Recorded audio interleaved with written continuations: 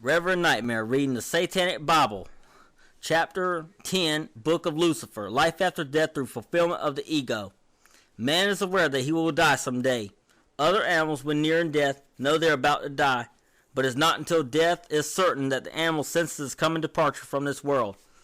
And even then, he does not know exactly what is entailed in dying. It is often pointed out that animals accept death gracefully without fear or resistance. This is a beautiful concept, but one that only holds true in cases where death for the animal is unavoidable. When an animal is sick or injured, he will fight for his life with every ounce of strength he has left. It is this unshakable will to live that if man were not so highly evolved, it would also give him a fighting spirit. He needs to stay alive. It is a well-known fact that many people die simply because they give up and just don't care anymore. It is understandable if the person is very ill with no apparent chance for recovery, but this is often not the case. Man has become lazy and has learned to take the easy way out. Even suicide has become less repugnant to many people than any number of religious sins. Religion is totally blamed for this. Death in most religions is touted as a great spiritual awakening, one which is prepared for throughout life. This concept is very appealing to one who has not had a satisfactory life. But to those who experience all the joys life has to offer, there's a great dread attached to dying. This as it should be. It's this lust for life which will allow the vital person to live on after the inevitable death of his fleshly shell. Live your life to the fullest. That's what it's saying. History shows that men have given their own lives in pursuit of an ideal that have been deified for their martyrdom. Religionists and political leaders have been very crafty in laying their plans. By holding the martyr up as a shining example to his fellow men, they eliminate the common sense reaction that willful self-destruction goes against all animal logic. To the Satanist, martyrdom and non-personalized heroism is not associated with integrity, but with stupidity, one of the sins. This, of course, does not apply in situations which involve the safety of a loved one, but to give one's life for something as impersonal as a political or religious issue is the ultimate in masochism. Don't do it. It's just stupid. Life is one great indulgence. Death is the one great abstinence. To a person who is satisfied with his earthly existence, life is like a party, and no one likes to leave a good party. By the same token, if a person is enjoying himself here on earth, he will not so readily give up his life for the promise of an afterlife about which he knows nothing. The Eastern mystic beliefs teach humans to discipline themselves against any conscious will for success so they might dissolve themselves in a universal cosmic awareness. Anything to avoid good, healthy self-satisfaction or honest pride in earthly accomplishments. It is interesting to note that the areas in which this type of belief flourishes are those where material gains are not easily obtainable. For this reason, the predominant religious belief must be one which commends its followers for their rejection of material things and their avoidance of use of labels, which is attaches a certain amount of importance to material gains.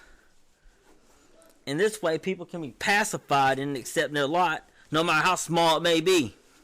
In other words, poor country, this is where this belief survives to pacify everybody.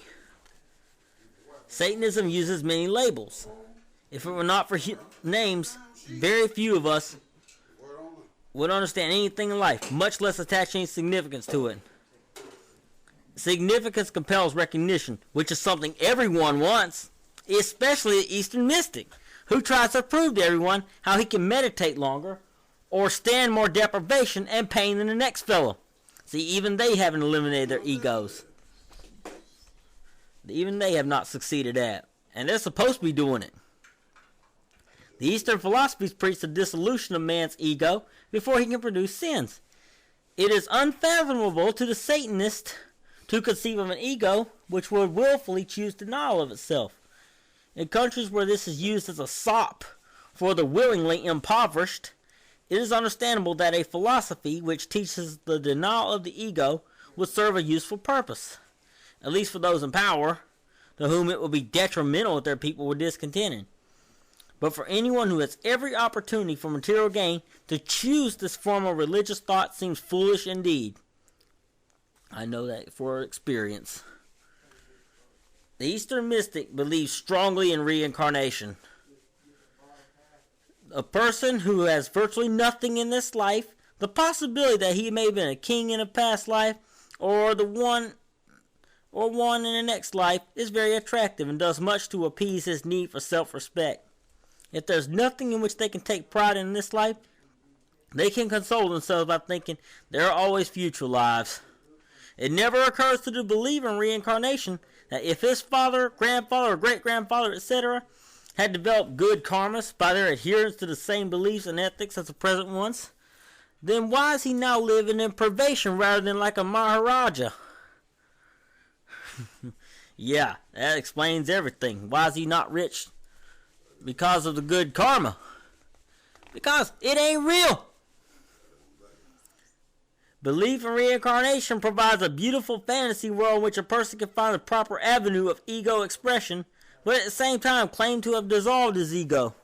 This is emphasized by the roles people choose for themselves in past or future lives. Believers in reincarnation do not always choose an honorable character. If the person is of highly respectable and conservative nature, he will often choose a colorful rogue or gangster, thereby fulfilling his alter ego. If a woman who has much social status may pick a harlot or a famous courtesan for the characterization of herself in a past life.